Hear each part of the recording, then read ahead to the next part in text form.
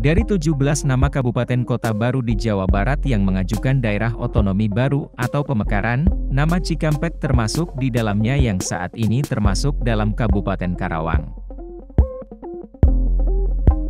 Sebelum lanjut videonya, jangan lupa like, komen, share dan subscribe.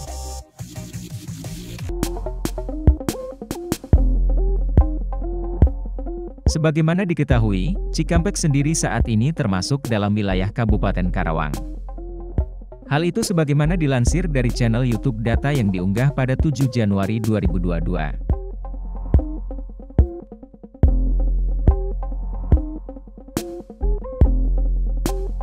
Kabarnya, Cikampek dimekarkan dari Kabupaten Karawang.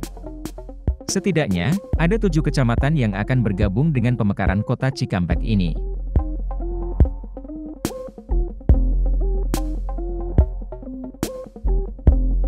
Ketujuh kecamatan tersebut yakni, Cilamaya Wetan, Banyusari, Jatisari, Tirtamulya, Kota Baru, Cikampek, dan Purwasari.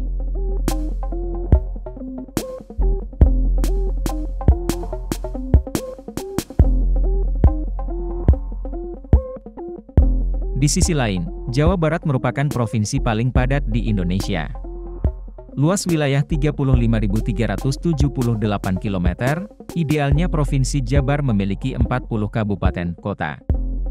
Karena itu, muncul kabar bakal ada 17 kabupaten kota baru di Jabar.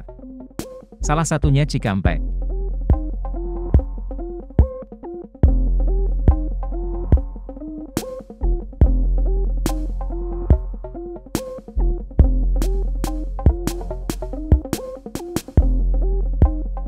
Mengulas kabar kabupaten kota baru di Jabar tersebut, saat ini Jawa Barat hanya memiliki 18 kabupaten dan 9 kota. Selain itu, Jabar juga memiliki jumlah penduduk mencapai 50 juta jiwa, atau 18,25% dari total penduduk Indonesia.